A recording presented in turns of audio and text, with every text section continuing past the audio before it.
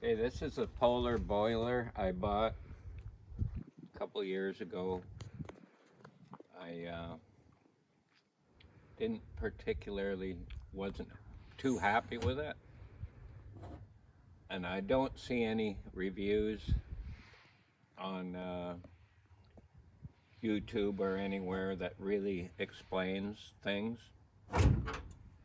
So I will tell you one thing I do like with it is the smoke extraction is really good on this thing. There's basically no smoke when you open the fire door. But the issue with that is that if there's any leak at all in this gasket, it will eat the gasket up because it's fiberglass and it actually will burn. I've replaced this gasket. This is the fourth one I put on. This one I really gunked up with silicone, hoping it will last a little longer. But that's sort of the drawback from the excellent smoke extraction that I found. Maybe other people have better luck than me. The other thing is the firebox is really small in this, really narrow. So you can't put wood crossways in it unless it's really short. And if you have short wood going lengthwise, it will not burn proper. It will get bridged or whatever you want to call it. The other thing, the iron wall on it, which is on the sides, I guess, to protect the main stove. After a while, they warp out in the bottom and it creates a funnel. And then it also makes it bridge a lot easier because the wood doesn't drop properly. And I do take them, whenever I take them out, I'll flatten them out again on my firewood splitter using it as a press, which works. But they're starting to deteriorate and crack a bit in the back. Somebody said the replacement cost is about $500 plus freight or whatever. The actual replacement gasket for this one, they quoted me $160 because it's a 1-inch square gasket.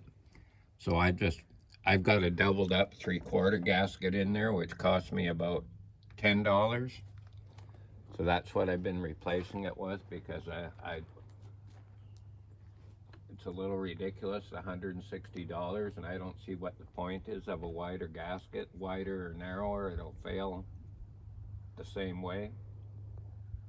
I think that's probably a so-called improvement they done on it in the future. I only get an 8-hour burn out of this, which in a small house you'd get a longer burn. What the salesman tells me, it should work hard. If it works hard, well, that's 8 hours. It gets less if you don't clean it out properly, which is the so-called easy sweep, which is the handle on the side.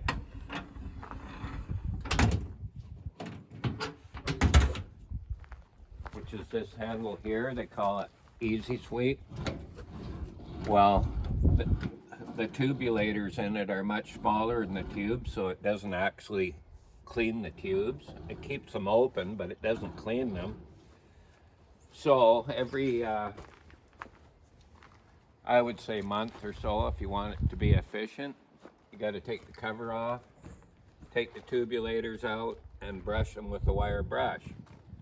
You can watch, it's got a stovepipe thermometer on it, and if you watch and the temperature's climbing up 30 degrees more than normal, it means it's time to clean those tubes out, brush them out, or it means that upper smoke gasket is leaking badly. The other thing is the air tubes that the air sucks in. These things here with this controller, it's all messy because the tubes fill up with gunk. and then it starts dripping out of the thingamabobbers here, whatever you call them, the air vents. You got to regularly oil them, which you do on any boiler, otherwise they stick shut.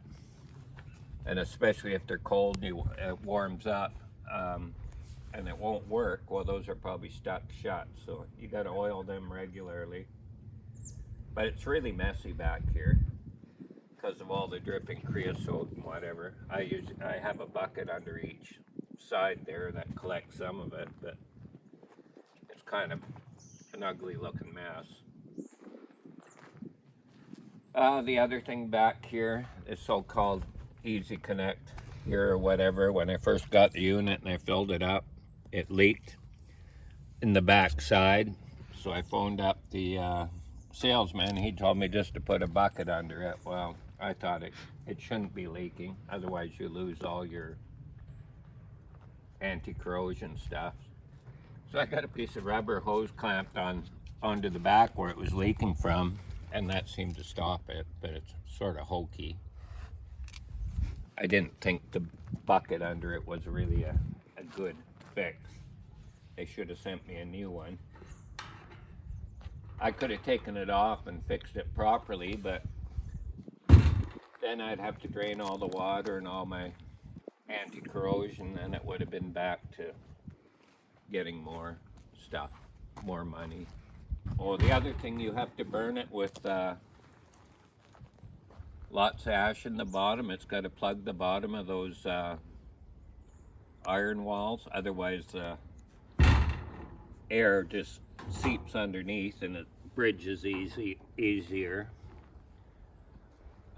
Cleaning, to clean it a full clean, which you should do probably every month if you want it to be as efficient as possible, takes about 2 hours, and you got to take the iron wall off the inside and clean those air holes because they do plug up. In a month or two they're getting plugged up.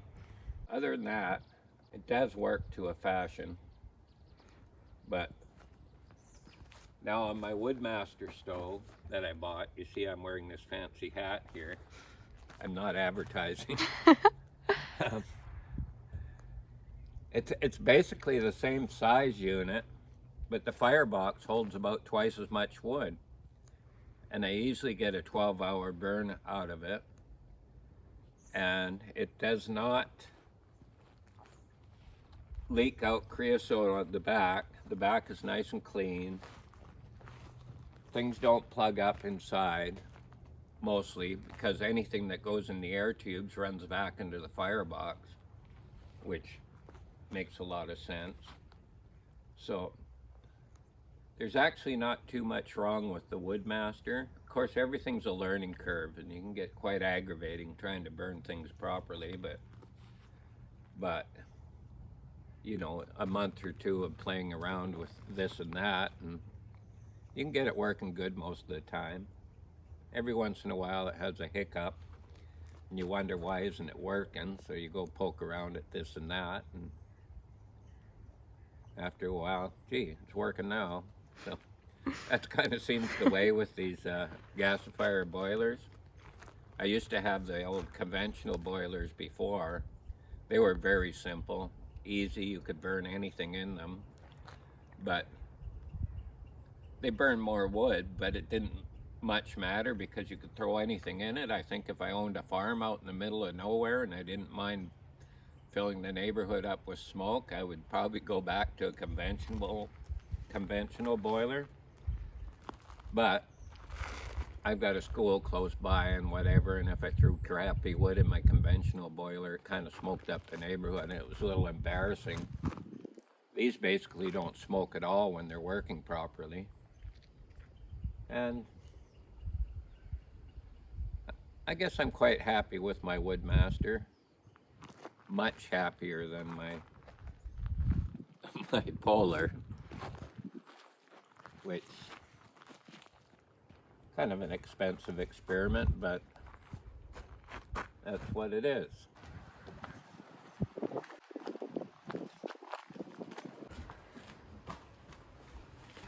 Here's my HEATMASTER. Like I said, about the same size as the other one, except the firebox is way bigger. 12-hour burn out of it when it's cold. I have it going most of the summer because just for the free hot water. Mostly it's idling away. Sometimes it goes out. The other nice thing, if it does go out and you're not around, once the water drops down to 140, the fan kicks off, so you're not wasting a bunch of fan life, which the Polar, it just keeps running till you shut it off. Sort of a nice feature.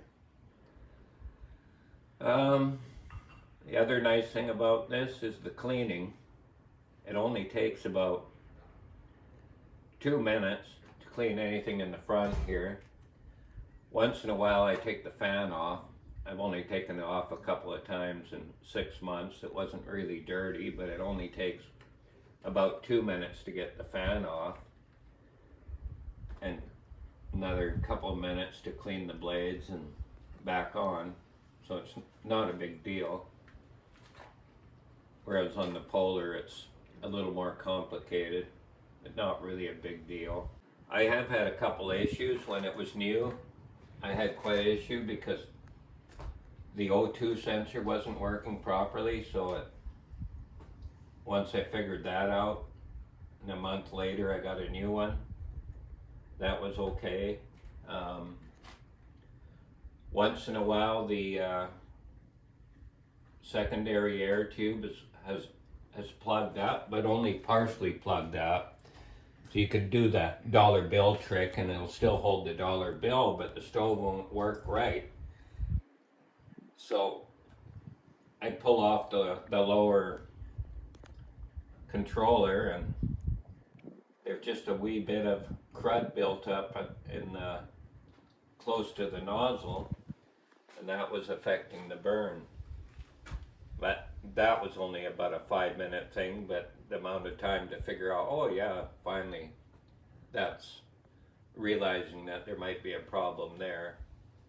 I've had to do that, I think 3 times in 6 months. But I think that's what causes that is it's for some reason it's not burning properly bridged or whatever, and it built up some creosote there. But it's not really a big deal, except when you don't know what's wrong, which now whenever there seems to be a problem, you can sort of see on your O2 sensor that it won't register much O2, that there's a problem there.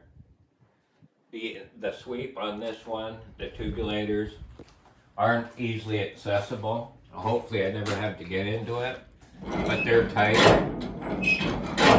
They're tight in the tubes, or almost, so I'm pretty sure they clean the tubes out pretty good.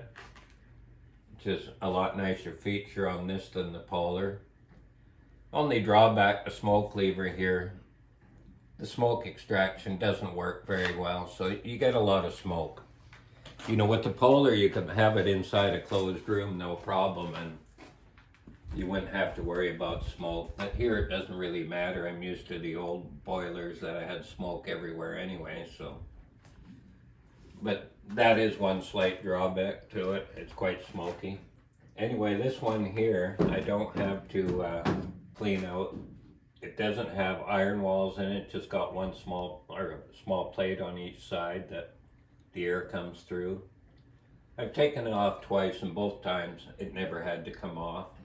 That air tube stayed very clean, as everything runs back into the firebox instead of out the back of the boiler making a big mess. So that's kind of a nice feature.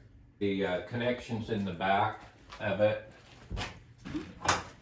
are a lot simpler. Everything doesn't have no fancy manifold on it. So you can see in the back of this unit, everything is clean.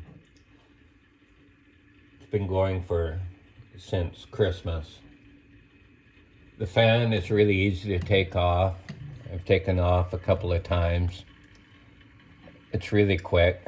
The only thing I could say that they do wrong is I believe they use an impactor on these stainless bolts everywhere. And if you tighten stainless bolts up with an impactor, it stretches the threads so they don't, they're really quite tight trying to get them started off. And I think some guys have broken the bolt, but that's mostly because they use an impactor to tighten the nuts up. So after you've taken the fan off 3 or 4 times, they sort of freewheel a little better, but it's a wee bit aggravating. It just, they should not use an impactor to tighten the bolts up. It would make things a lot easier, simpler. I would recommend to anybody this HEATMASTER before the Polar. It's a much better, well-designed unit, so far anyway. It has a computer on it, which I'm old and computers scare me. I always think they're going to go haywire, but we'll see. I have a friend of mine's been running one for quite a few years and he hasn't had any problems, so. But, computers sometimes last forever, sometimes not, so. We'll see, but yes, this is a much more efficient unit than the Polar. Much simpler, easier to run, and that's about it. I've been burning wood boilers for about 40 years. I've probably burned 30 logging truck loads of wood in them. So I got a bit of experience, but some experience is bad, I suppose, and some good, but it is a good way to heat a house, especially one as big as mine, if you have a cheap access to wood. Basically, I burn wood because I'm cheap. I don't want to pay for electricity. Anyway, with boilers, you got to enjoy making firewood. So I burn anywhere from 8 to 14 cord a year, which is a chore. And with these newer boilers, you got to split the wood very small and make sure it's dry. That's why I got so much wood piled up in the yard. Well, not only that, I'm sort of retired and that's all I do is cut firewood anymore, so it keeps you in shape, might make you live longer. Yeah, but it's not for everybody. Of course, to have cheap wood, you need a truck, power saw, splitter, and a lot of ambition. Anybody want my Polar boiler? It's for sale. It's $6,000 and it's yours. Good deal. Another thing I forgot to mention with my HEATMASTER boiler, when I first got it and it was new, I struggled with another problem, which is once it got close to temperature, it would shut down. That was on a cause of the modulation would close the bottom damper, which would choke the stove. I believe the modulation is controlling the wrong damper, and as soon as I shut the modulation off, everything worked fine. But the tech guys argued with me that it was hooked up right, but I disagree. Also, I run mine at most of the time at 80% on the upper damper and 4% oxygen, which seems to work pretty good with a mix of hemlock and alder. So there we go. That's my story.